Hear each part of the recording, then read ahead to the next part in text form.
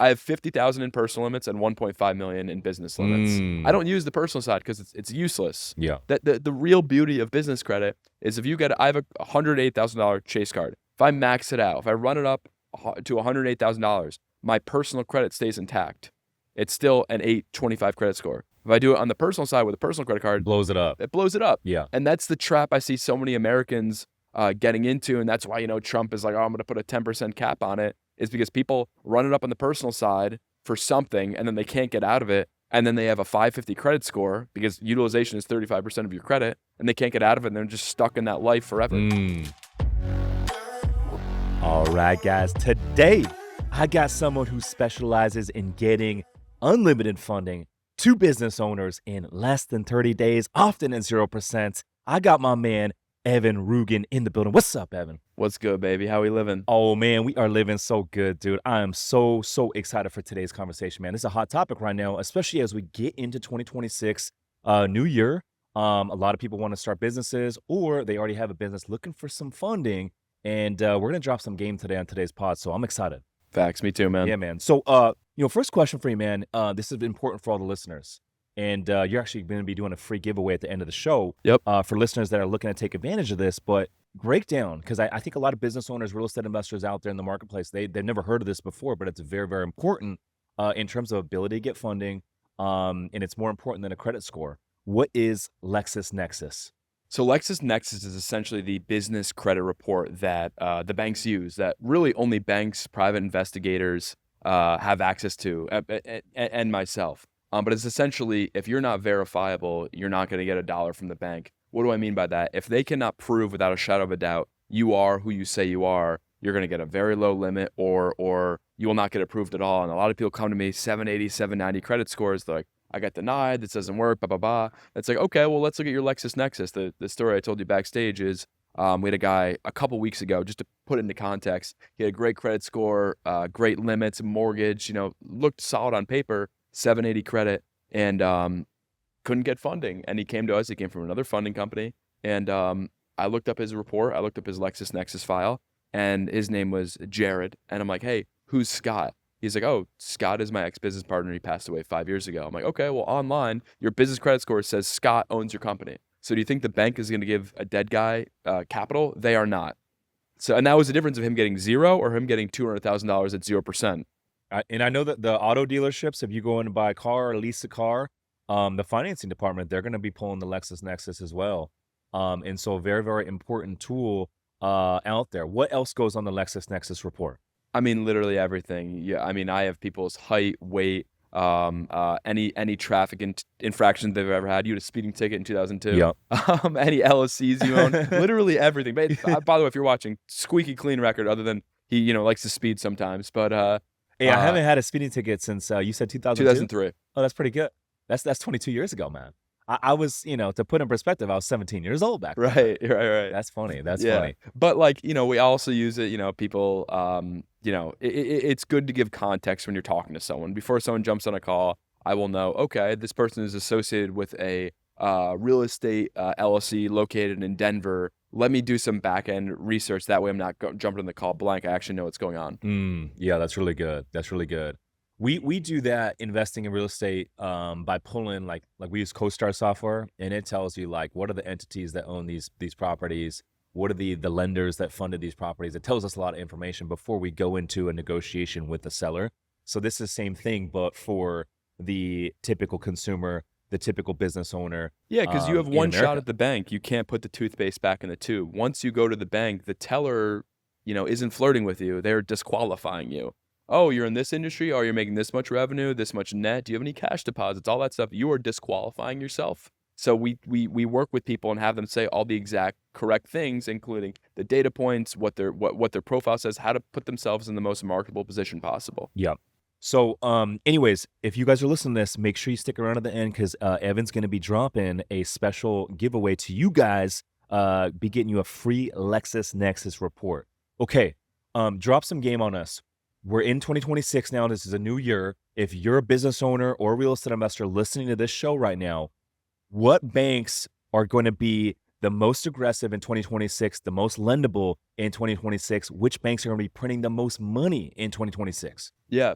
No, great question, man. And again, just to take it back a little bit, you have to understand why banks get aggressive, why banks pull back, right? So everyone knows about Chase Bank. They were very aggressive the last few years. Why is that? A number of different reasons, but the largest is Silicon Valley Bank collapses. They get 90% of their deposits out of nowhere. They didn't plan on that. And they're like, oh shoot, we have all this extra dry powder. We have to lend it out into the street. So if you follow those trends, you can really understand who's lending, who's not. A great one right now that we haven't really touched the last 3 years, but really is getting aggressive in 2026 is Wells Fargo. Why is that? Because they've had government sanctions from 2016, 2017, and they've been under the SEC, regulations, sort of, golden handcuffs. They couldn't really lend as aggressively as they'd like to. Those were released. They got out of their shackles in 2026, and now they're going to be lending a lot more aggressively.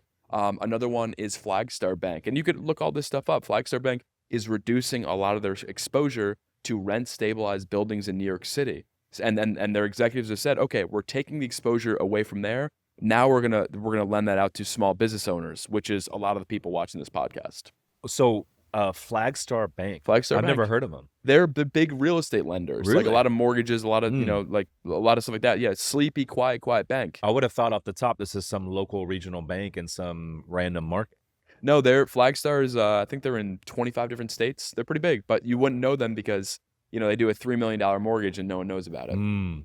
So when you say, hey, these banks like Wells Fargo, Flagstar Bank are going to be very aggressive this year, what does that mean for people listening to this show?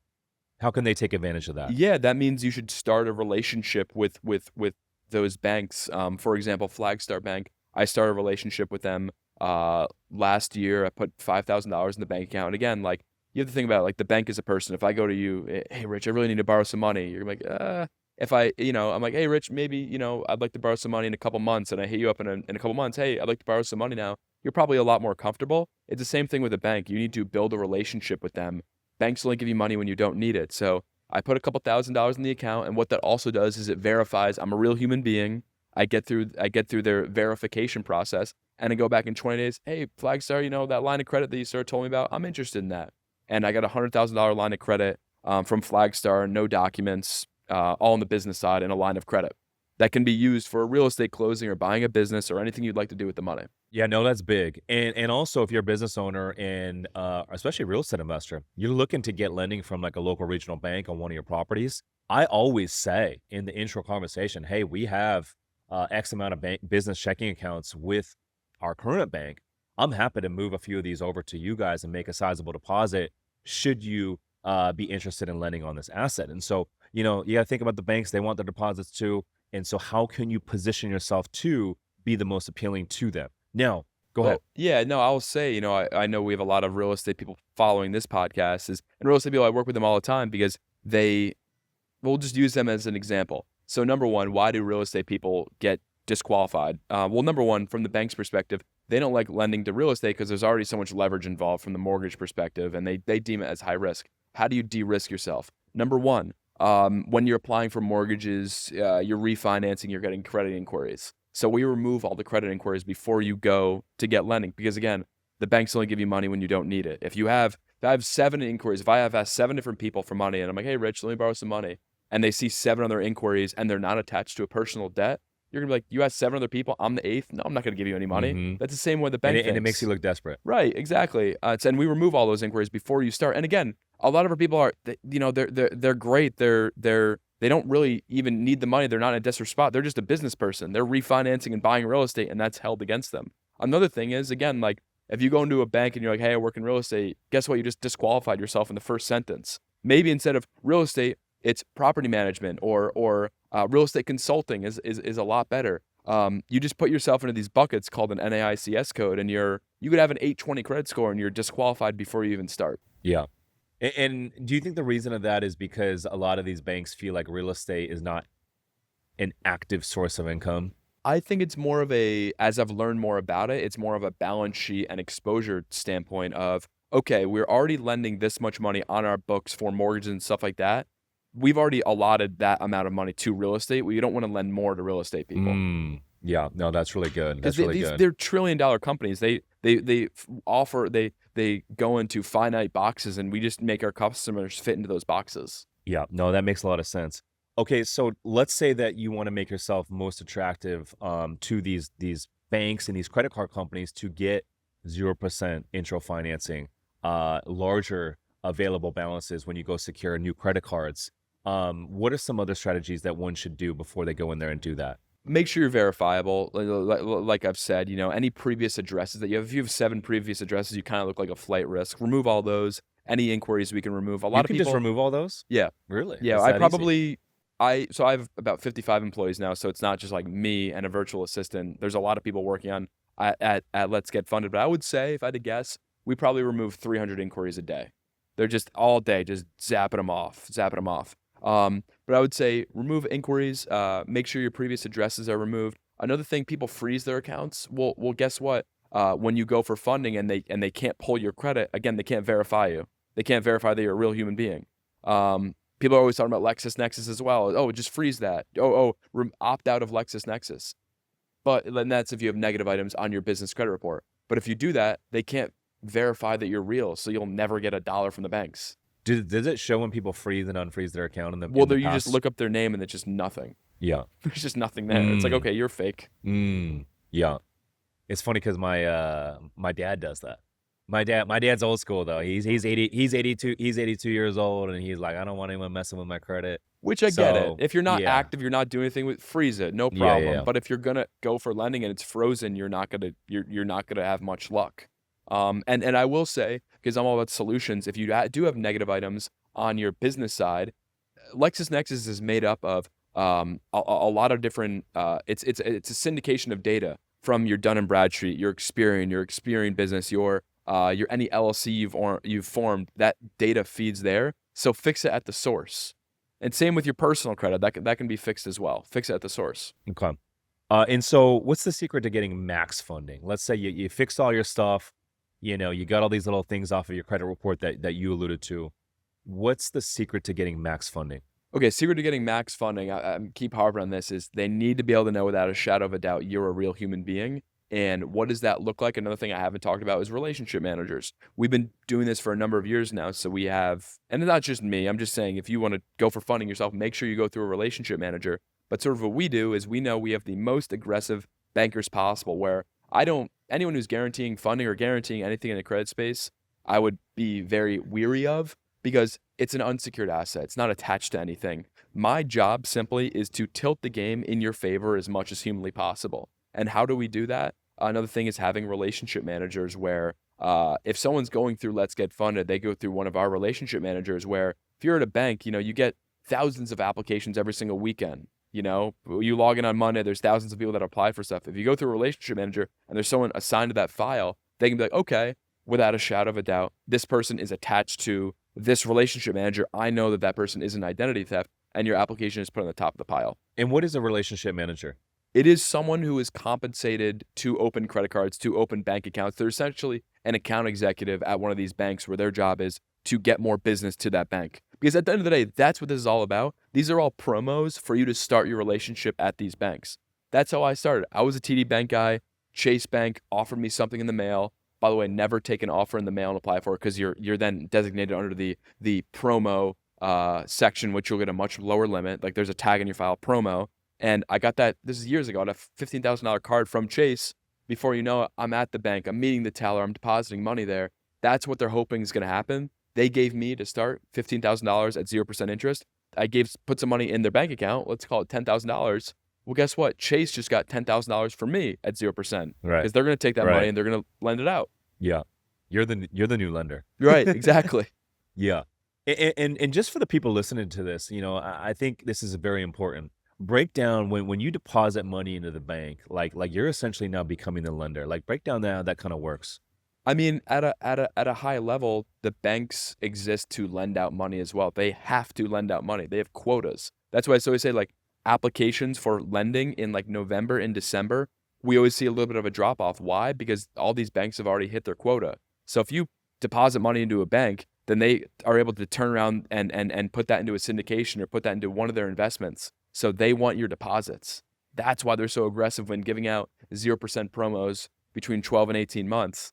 And for all the people that see this, and because you run ads, you see the comments, it's a scam, What it is, very simply, is in the same way when you buy a motorcycle or a car, it's 0% APR for X amount of months. It's just that product based on the business side with lines of credit, with business credit cards that you can use for anything you want to use it for, hopefully business expenses.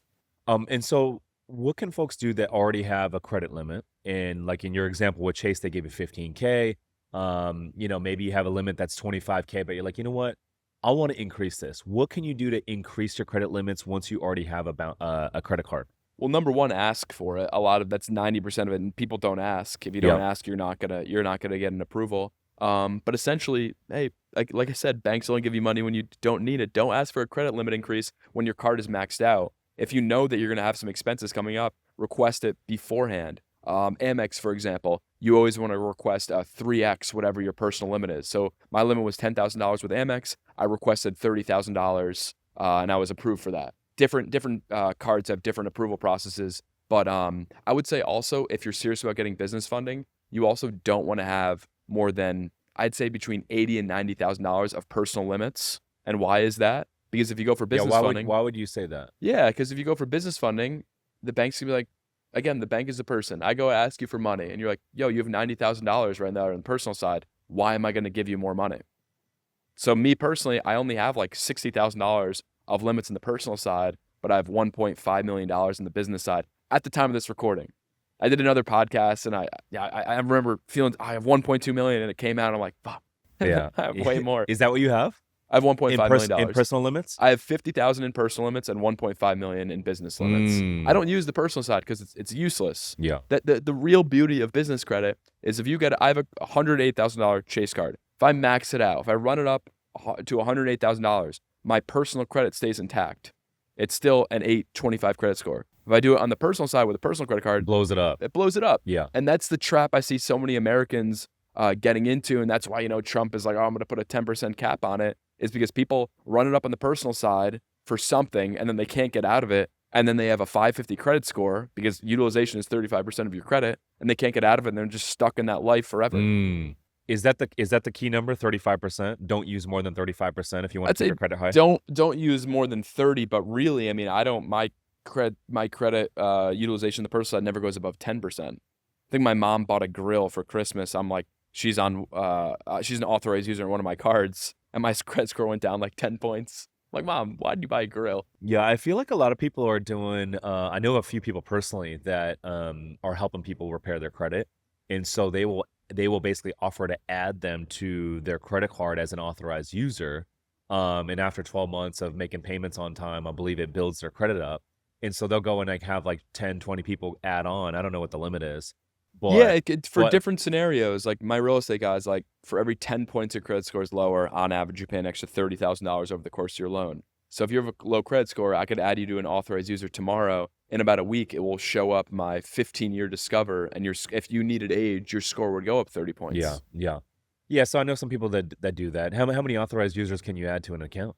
Like for example, with Discover, you can add 5, but you know, with that, it was initially made for friends and family and stuff like that. So if you have 5 random people on your card, sometimes the card can get shut Is that down. legal? It's totally legal, 100%. The one thing I will say that the mistake people make is every single card, if I add you as an authorized user, you inherit my age. So if I have a card that's 10 years old, you get 10 years of age on your credit, which helps a lot. That's The good. only Yeah. one that doesn't do that is Amex. If I add you to my Amex, it starts from fresh. You're starting with 0 years, and frequently a lot of Amex cards don't have limits either. So you have no limit and no age, so it doesn't help. Yeah, I think my age with Amex is like 13 or 14 years.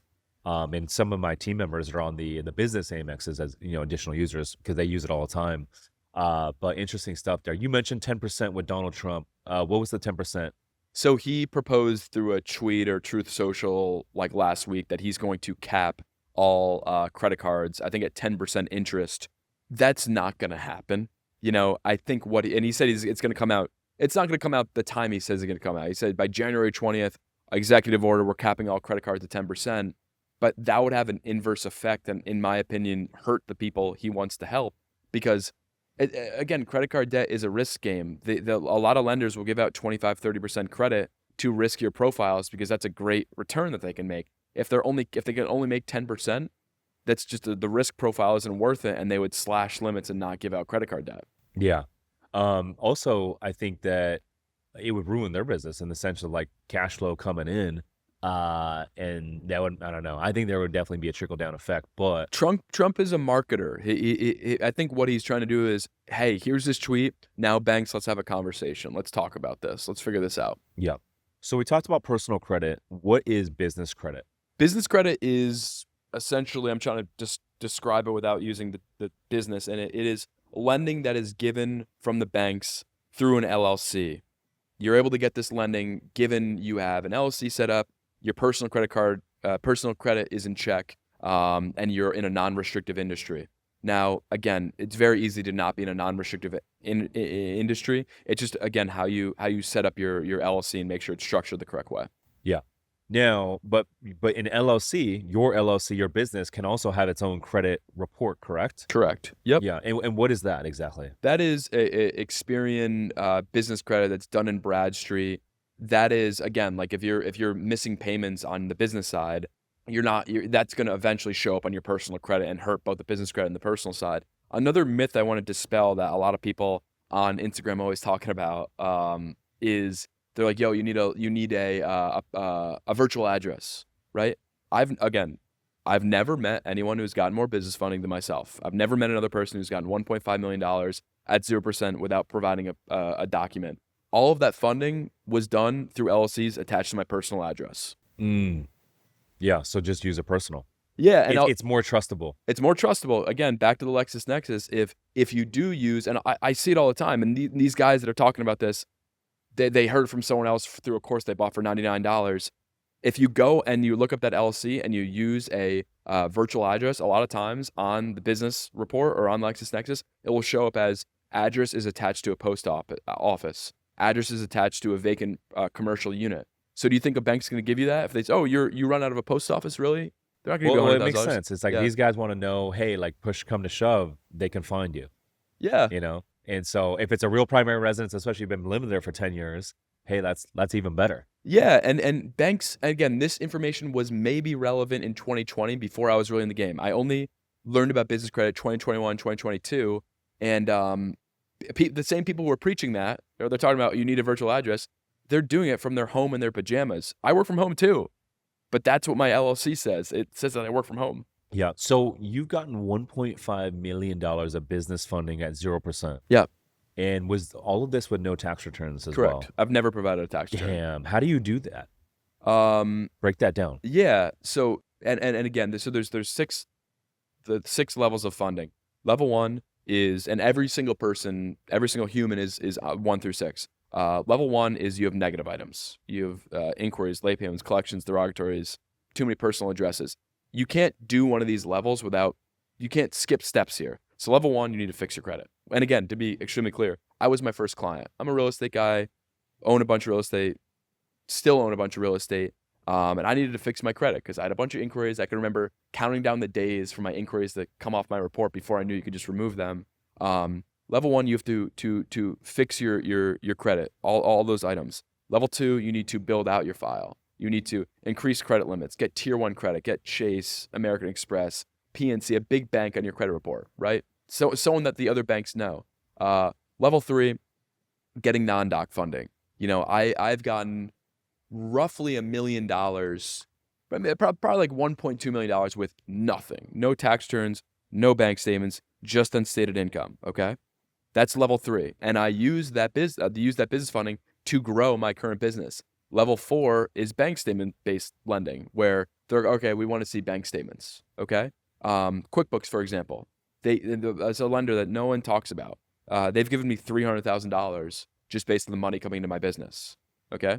That's level 4. Level 5 is tax return based lending, which I haven't even gotten to yet personally. We do it for our clients all the time. You haven't needed to. No. Yeah. Level 5 is tax returns. It's 2 good years of taxes, showing positive growth. And level 6 is SBA, you know, balance sheets, cash flow statements, a lot more involved. They want your blood type. They want to check your spinal fluid. Correct. Yeah, good luck with the SBA. That's going to be a long process, a lot of headaches. You know, on the real estate side, you know, you got, I got some non-recourse loans with Fannie and Freddie. But as you learn the game, you start to do more and more transactions. The bigger the loan amount, what you'll find is a lot of these lenders out there, they're really looking at two things. They're looking at the experience of the operator. What is your schedule of real estate owned? But they're also looking at the subject property. What does this subject property look like? How does it underwrite? And if they like those two things, the property and they like the experience of the sponsor, you're going to get funded. Where if you go to these small local regional banks, they're looking at global cash flow. They're looking at a lot of stuff that an SBA lender might look at. But as you buy more and more and more real estate and you have more and more LLCs, I think we have something like 20 something LLCs. And like for me to go through a regional bank and try to get some global cash flow like loan, it would just be a freaking nightmare on the back end with all the requests and paperwork. It would just be impossible to get done. And so as you scale as a real estate investor, you almost have to go with these lenders that are going to be looking at your schedule real estate owned, and then how does the deal underwrite, you know? And then if I get personal stuff now, because I own some personal properties, and so like I just refinanced one of them about 6 months ago. Happy to remove your inquiries for free. Bank statement loan, right? So they're just No looking inquiry, at no 12 credit check? months, 12 months bank statement loan. They're looking at my schedule real estate owned, but as long as the 12 months bank statements look good, they gave me a pretty competitive rate. And some really good financing. So, those are kind of the options that you look at as a real estate investor as you start to scale.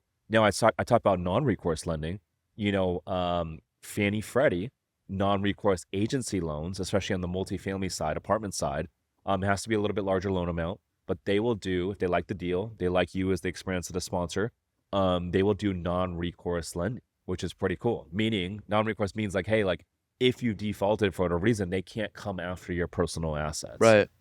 Only a couple asset classes they'll do that for: mobile home parks, multifamily. They'll do that mobile home. Because Yeah.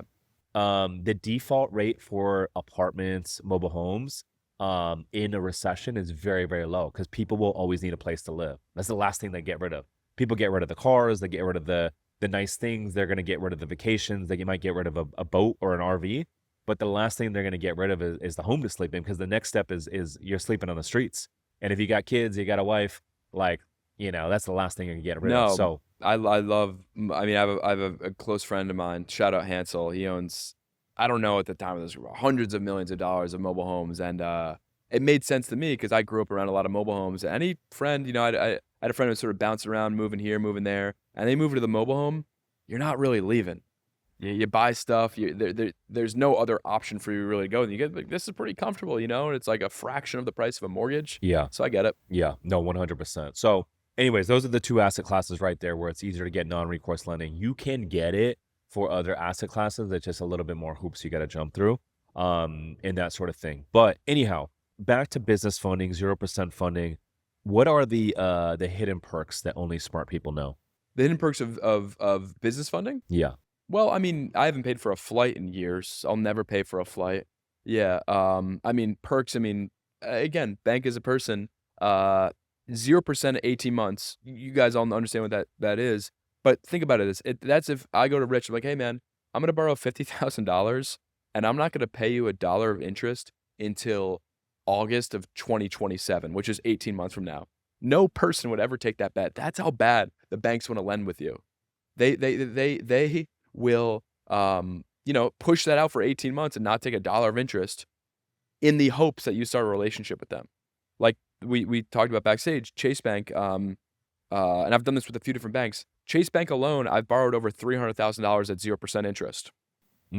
That's really good. That's pretty insane. Well, just to break that down, because again, I want to understand it. I want you guys to understand how that works and how banks work. Is that, And say that one more time with the number. yeah, I borrowed $300,000 with Chase Bank at 0% interest. How did you borrow $300,000 at 0% interest? Because the bank is a person. I started off with Chase Bank years ago, and they offered me, I believe it was $15,000 promo period, $15,000 on a business credit card at 0% interest. Okay, and I was just learning about business credit, so I took the card, used it for real estate. I'm like, oh my god, it's not showing my personal credit. This is crazy. So I used it for a year, $15,000 at 0%. Okay, at the end of that year, the end of the promo period, I paid it down to zero. Okay. Chase Bank was like, wow, you did a great job. Again, the bank is a person. Okay. So like, hey, how about $40,000 at 0%? I'm like, okay, cool. The previous card, that card is now useless to me because the promo period is ran through. So the new $40,000 card, I transfer the limit from the previous card. So that previous $15,000 card, it's moved to the new $40,000 card. So my second year, I have $55,000 at 0%. Okay. Use that for a year. Max it out for a year. I think that was on, it's still real estate. Pay it down to 0. Next year, year 3 now. They're like, hey, you did really good. Here's $50,000. Previous card of the previous 2 limits, that $55,000. I add that limit to the next card. So now I have $105,000 at 0%. And then this year, they give me another $25,000 and all the limits from the previous card that are now useless to me, I transfer that limit to the new card. And now I have whatever the math is, $130,000 at 0%. And now I will utilize that on ad spend for my company. And if you add up all the numbers, I borrowed $300,000 from them and never paid them $1 of interest. And that cycle will continue because I'm paying them their money back. Yes. And I'm depositing money with them. What do you say when you call them and say, hey, I want to transfer these balances over to this new card? And the wording is tricky here. Okay. I mess up the wording all the time. So what's the correct terminology there? It's the limit. You're not transferring. The limit. Yeah. And if you have high credit card debt, and this is for a lot of people we help out is they had a 0% promo and they ran through it. Now they're paying 25% interest. We can do a balance transfer and turn that back into 0%. Kick the can down the road, so to speak. But with that, your question was, how do I transfer the spending limits? The limit, you just call them. You call someone and they're usually like in Ohio. Oh, hi, Evan. How are you? Blah, blah. They can look up my credit. I'm like, hey, yeah, I'd like to transfer this limit from card 3 to card 4. Oh, how much would you like to transfer? Pretty much the entire thing. I'll leave like $1,000 on that card. And, oh, why is that? Well, because the other card is 30% interest now and I want it all in 0. They're like, okay, yeah. Every once in a while, you'll have someone, I have to speak to an underwriter. 9 times out of 10, they just transfer it to the next card. Now, the key is what you said. Don't close it, right? Just keep it open for 1,000. Right. Yeah, got it. Because that's still technically building business credit. And then you said one thing. You said spend up the limit and then pay it off. Spend up the limit and pay it off. Does that actually look more attractive if you use the entire limit then pay it off versus only using 10% of the limit and paying it off? I'm sure they don't love that I max out the card to its fullest extent on the business side. But it does build trust that you can get to that point and then still take care of it. Yeah, and they still approved me. They approved me same day. I just got the card. And it almost justifies that you need more, because if you're only going up to 10 every month, then it's like, well, why do you need more? Right. And you could do that with there's some stipulations with some banks, but that's Chase Bank. I do that with Elon Financial. I have $80,000 with them at 0%. Bank of America is another great one. So you said Elon Financial? Financial. What's that? That is a third-party underwriter that frequently underwrites for smaller regional banks who aren't large enough to have their own credit card department. They do the underwriting. But again, like I practically work at these banks. I should get an office at a lot of these banks because we do so much lending with them. Is Elon Musk a part of that one? No. It's ELAN. Okay. Yeah, that'd be crazy though. We got to deem a nickname for this Chase hack. Oh, stack. What have you? What's a nickname for it? You got to deem something, bro. This is a hell of a hack right here. I don't have a nickname. I just talk. I'm like, hey man, here's my limit, $130,000 at 0%. Would you like it for any business venture you want to do? They're like, yes. And a lot of times real estate money is everywhere but in your pocket, and you need more leverage, and they need something unsecured, and they've probably gone for lending and they didn't get it because they disqualify themselves. But the difficult thing is, and this happens again very frequently, well, I'll speak with someone or my team will speak with someone. They're like, all right, I'm good to go. I need to speak to my wife. I'm like, or the tooth fairy, whoever. And then they go for lending themselves. They come back to me a month later and they're like, hey man, yeah, I'm ready to go. And I'm like, okay, cool. And then I pull up their credit report and they have like an inquiry from TD Bank. And I'm like, hey man, just like be real with me. Did you apply to TD Bank? Like with this one guy I'm thinking of. And I know I could have got him $100,000. He's like, yeah, I did. I'm like, what limit did you get? He's like, $2,000. And I'm like, dude, now I can't help you. Like, I can't go back to that bank. Hey, because everything you said is on a recorded line. Think about if I go to, again, bank is a person. I go for you. We speak. I ask for money. You say no. A month later, I come up with a completely different story. Like, what are you talking about? Yeah. No. And I love how you say, hey, the bank is a real person. And I think this is something a lot of people miss, is everything we do as business owners and real estate investors is a relationship-based game.